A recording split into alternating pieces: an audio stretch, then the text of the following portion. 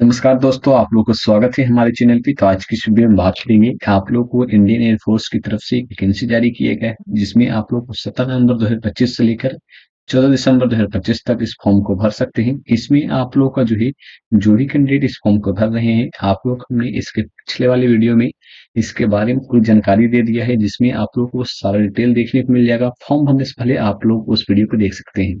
इस वीडियो में मेनली हम बात करने वाले हैं कि आप लोग का इस ये जो फॉर्म आप लोगों को भर रहे हैं, इसका सिलेबस क्या है, क्योंकि बहुत सारे कैंडिडेट ऐसे होते हैं जो ऐसे ही फॉर्म भर देते हैं, उनको सिलेबस के बारे में नहीं पता होता है। तो आप लोग पहले सिलेबस जान लीजिए, तभी आप लोग फॉर्म भरिए, नहीं तो बिना मतलब का आप लोगों को पैसा लग जाएगा। चलिए इसके बारे में बात करते हैं। तो सबसे पहले इसके सिलेबस के बारे में बात करते हैं। तो यहाँ पर आप लोगों को सिलेबस जानने के लिए उससे पहले हम आप लोग को बता दें कि आप लोग का लास्ट डेट इस फॉर्म को भरने के लिए 14 दिसंबर 2025 तक रखा गया है। अब चलते हैं सिलेबस पे। सबसे पहले तो आप लोग इसका जो फॉर्म फिलअप कीजिएगा, उसका एग्जामिनेशन हो जाएगा 31 जनवरी 2026 को। कैंडिडेट रिपोर्टिंग टाइम, ये सारी चीजें दी गई है, कब से कब तक आप लोग को ये भी एडमिट कार्ड में लिखा रहेगा, इसके लिए कोई परेशानी नहीं है। आगे बात कर लेते हैं यहाँ पे कि आप लोगों का सिलेबस और किस प्रकार से एग्जामिनेशन होने वाले हैं।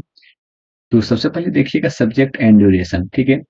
कौन कौन से सब्जेक्ट एग्जामिनेशन में पूछे जा रहे हैं, तो यहाँ पर देखिएगा तो AFCAT general awareness, subject name दिया गया general awareness, verbal, English ability in English, numerical ability and reasoning and military aptitude भी यहाँ पे पूछा जाएगा। टोटल जो प्रश्न होने वाले हैं 100 प्रश्न होने वाले हैं, जिसमें आप लोग को 2 घंटे का समय मिलेगा। बहुत ज्यादा समय है, कोई इशू नहीं है। 2 घंटे का समय बहुत ज्यादा होता है 100 क्वेश्चन के लिए। बट यहाँ पर जो मैक्सिमम मार्क्स दिया गया है वो 300 मार्क्स का होने वाला है। तो यहाँ पर एक प्रश्न 3 नंबर का रहने वाला है। आगे बात कर लेते हैं मार्किंग स्कीम।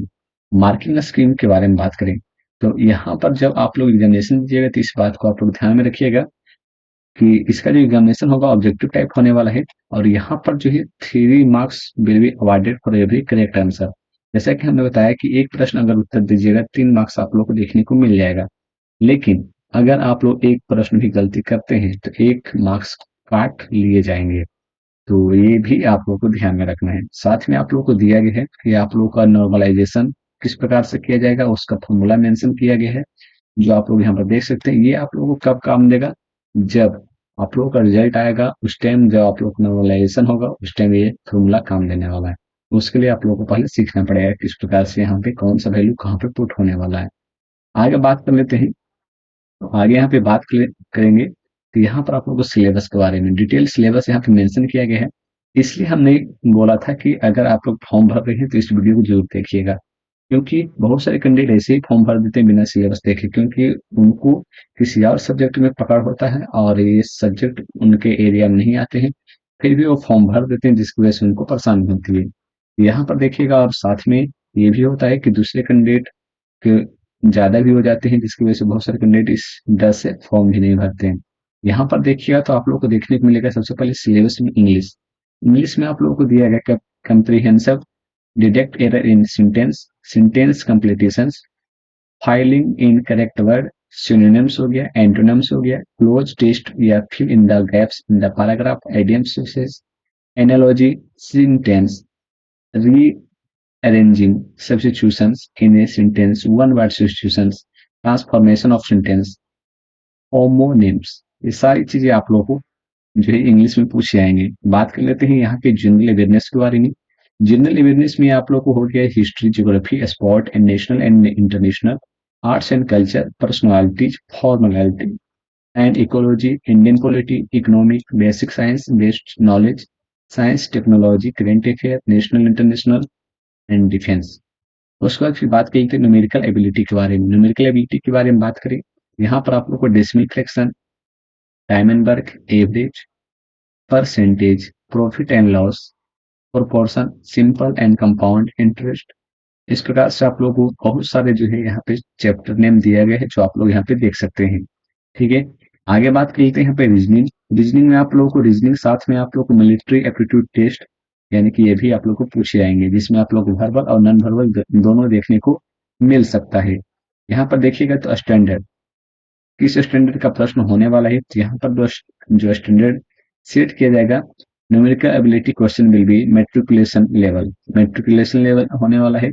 साथ में यहाँ पर यह भी मेंशन किया गया है कि the standard of question in other subject will be graduation level, यानी कि जो न्यूमेरिकल एबिलिटी वो 10th लेवल का होने वाला है, और जो अदर सब्जेक्ट है उनका जो है ग्रेजुएशन लेवल होने वाला है। प्रैक्टिस टेस्ट के बारे में यहाँ पर मेंशन किया गया है कि an online practice test available on IAF website. अगर आप लोगों को ये देखना है कि किस प्रकार से क्वेश्चन पूछे जाते हैं, तो यहाँ पे IAF यानी इंडियन एयरफोर्स की तरफ से प्रैक्टिस सेट भी चलाया जाता है, जो आप लोग यहाँ पर ये लिंक देखने को मिल रहा होगा। ठीक है, यहाँ पर आप लोग इस लिंक पे जाकर आप लोग टेस्ट दे सकते हैं। आगे बात कर लेते हैं यहाँ पे बात करें तो आप लोग को देखने को मिल जाएगा कि आप लोग का जो है यहाँ फिजिकल फिजिकल किस प्रकार से होगा। यहाँ पर देख सकते कंडक्ट इन एग्जामिनेशन हॉल का वार्ड दिया है, किस प्रकार से लिया जाएगा। आगे बात कर लेते हैं यहाँ पे कि आप लोगों का जो फिजिकल है उसके बारे में। यहाँ पर सबसे पहले फिजिकल फिटनेस के बारे में बात करें तो यहाँ पर आप लोग को फिजिकल फिटनेस जो दिया गया है कि report SSB in order to be able undergo various test.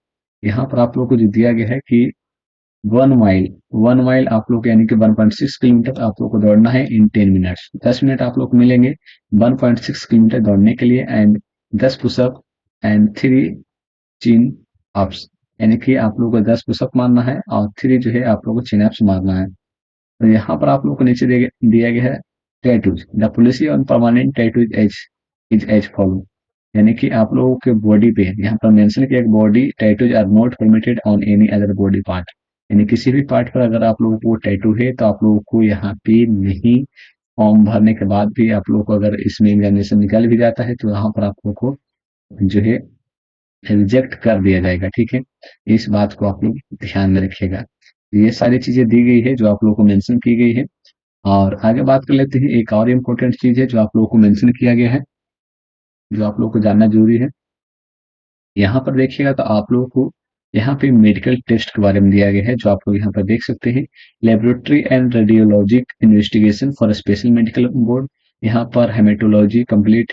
इस प्रकार से आप लोग को सारी चीजें मेडिकल जो टेस्ट होने वाले हैं, सारी चीजें यहाँ पे मेंशन किया गया। जनरल फिजिकल असेसमेंट, सारी चीजें आप लोग जैसे कि spine injury, nerve injuries, keloid, surgical scars, ये सभी चीजें आप लोग को चेक होने वाले हैं।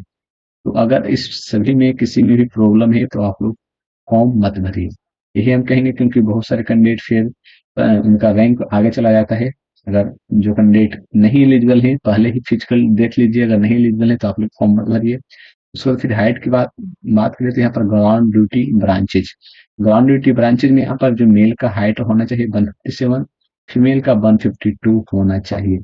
उसके बाद फिर यहाँ पर रनिंग के बारे में दिया गया है कि आप रनिंग के बारे में, साथ में जो फ्लाइंग ड्यूटी ब्रांचेज वाले कैंडिडेट हैं उनके लिए यहाँ पे आप लोग को जो है कितना 162 सेंटीमीटर आप लोग को होना चाहिए लंबाई, और यहाँ पे जो है ऑफिसर एंड एयरमैन के लिए 157 होना चाहिए।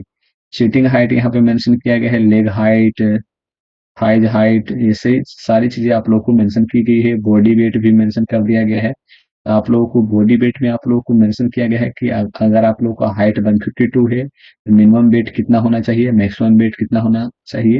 ये सारी आप लोगों को एज के अनुसार भी यहाँ पर मेंशन किया गया है कि अगर आप लोगों का एज 20 साल से नीचे है तो आप लोगों का जो वेट है कितना होना चाहिए। साथ में आप लोगों का यहाँ पर एज जो है 20 से 25 साल के बीच में है तो कितना वेट होना चाहिए। ये सारी चीजें मेंशन की गई है।